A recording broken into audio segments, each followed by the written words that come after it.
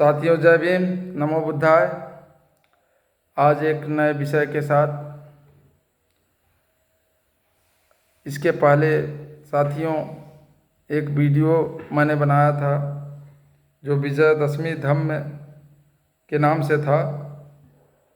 तो उसमें कुछ चीज़ें डाउट के रूप में रह गई थी जो आज सेकेंड पार्ट में आप लोगों के समक्ष रखना चाहूँगा। शायद इससे जिनको भी डाउट होगा वह क्लियर हो जाएगा। तो बता दें, कलिंग का युद्ध आज से लगभग 2300 वर्ष पहले की घटना है। इस घटना में लाखों लोगों की मृत्यु हुई थी और खूनों की नदियां बह रही थी, जिसे सम्राट अशोक ने देखा और उनके हृदय में परिवर्तन हो गया। और परिवर्तन होने के नाते उनके जीवन में दया की भावना जगी और उस समय उन्होंने प्रण लिया कि आज के बाद मैं कोई युद्ध नहीं करूँगा और कभी अस्त्र शस्त्र नहीं उठाऊँगा और लोगों को दुख नहीं पहुँचाऊँगा। साथ ही यह सारी चीज़ें छोड़ करके उन्होंने उसी दिन बौद्ध धर्म अपना लिया और बौद्ध की शरण में चले गए। और जाने के बाद उन्होंने समाज में यह संदेश देने लगे कि युद्ध से कुछ नहीं होता, और यानी कि बुद्ध के मार्ग पर चलना प्रारंभ कर दिया और लोगों को बताना भी प्रारंभ कर दिए। अभी हमने नाम लिया कलिंग का, तो कलिंग कोई व्यक्ति नहीं है, कलिंग एक स्थान है। कलिंग एक स्थान है। तो कलिंग जो है वह समुद्र के किनारे स्थित है। बता दें, आज वर्तमान समय में उसे हम लोग उड़ीसा के नाम से जानते हैं। सम्राट अशोक ने, यानी कि पाटिलपुत्र का मतलब ये होता है पटना के राजा। उस समय सम्राट अशोक थे, अर्थात पटना के राजा सम्राट अशोक ने और कलिंग के राजा उस समय अनंत पद्म नायन थे और इन दोनों के बीच एक युद्ध हुआ था। इस युद्ध का कारण था, इस युद्ध का 3 कारण था, प्रमुख कारण 3 थे। पहला कारण था विदेशों से व्यापार करना, क्योंकि उड़ीसा जो था वह समुद्र के किनारे स्थित था, वहाँ से विदेशों से व्यापार करना आसान था। यह पहला कारण था। और दूसरा कारण था गज सेना प्राप्त करना। गज सेना यानी कि उड़ीसा में बहुत सारे जंगल झाड़ियाँ पाई जाती हैं, वहाँ पर विशेष प्रकार के हाथियाँ भी पाई जाती हैं। वह हाथियों के माध्यम से भी व्यापार करना चाहते थे, इसलिए कहा गया है कि गज सेना भी प्राप्त करने के कारण।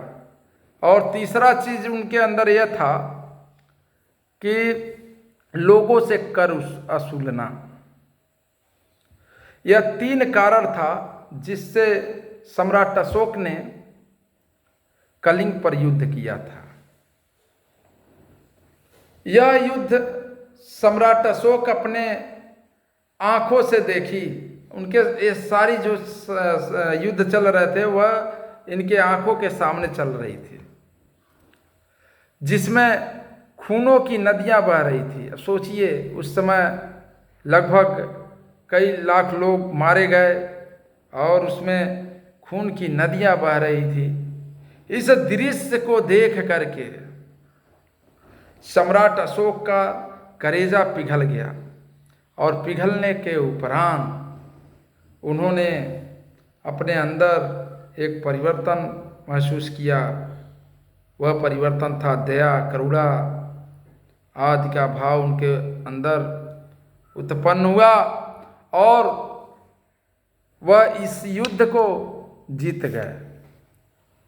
इस युद्ध को उन्होंने जीत लिया। जीतने के बाद उन्होंने प्रण लिया कि मैं अब आज के बाद कभी अस्त्र शस्त्र कभी नहीं उठाऊंगा।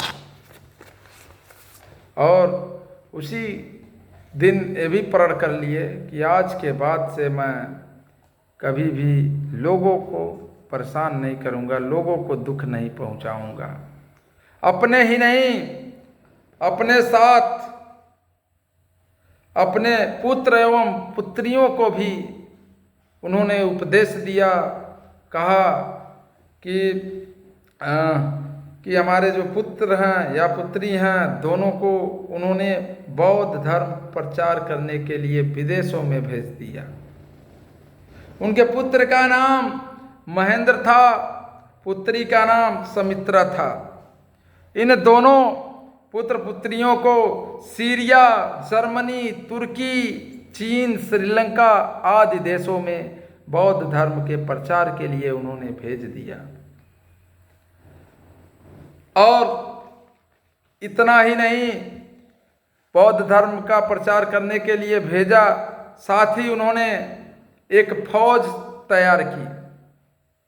उन्होंने एक सेना तैयार की, एक संगठन बनाया जिसका नाम था महामात्र, जिसका नाम था महामात्र। इस संगठन में, इस संस्था में वही लोग थे जिन्होंने बौद्ध धर्म का प्रचार करने के लिए अग्रसर थे। यानी कि कहने का तात्पर्य यह है कि सम्राट अशोक ने एक संगठन बनाया और संगठन में सभी पदाधिकारी नियुक्त किया और उनसे कहा कि आप लोग जाइए, हर देश में, हर जगह जा कर के बौद्ध धर्म का प्रचार कीजिए, बुद्ध के मार्ग पर चलने की सलाह दीजिए, क्योंकि बौद्ध धर्म साक्षात कहता है कि करुणा, उदारता आदि की भावना इसके अंदर निहित है। ना ही कभी किसी जीव जंतु को मारना चाहिए, ना ही किसी को कष्ट पहुंचाना चाहिए। यह संकल्प लेकर के उस संगठन में जितने पदाधिकारी थे सभी लोगों को भेज दिया। चलिए, शायद हमको अब लगता है कि इसमें किसी को कहीं डाउट ना हो। अगर कोई पूछ दे कि किस कारण कलिंग का युद्ध हुआ था, तो उस कारण 3 बताइएगा। 3 कारण क्या क्या? पहला कारण विदेशों से व्यापार करना, दूसरा कारण था कि गज सेना प्राप्त करना, तीसरा कारण था कि लोगों से कर वसूलना। लेकिन देखिए, वह युद्ध इतिहास रच गया। उस युद्ध ने विश्व विजेता को बदल करके रख दिया। उनके अंदर भी करुणा की भाव आई और वह भाव इतना बदल गया कि बौद्ध धर्म के जो पंक्तियां हैं, जो उनके उपदेश हैं, उस पर चलने पर मजबूर हो गए। और साथ ही इसी दिन को, इसी परिवर्तन को मनाया गया विजय धम्म दिवस। चलिए, आज के वीडियो में इतना ही। कल किसी और नए विषय के साथ मिलेंगे। सभी साथियों को जय भीम, जय भारत।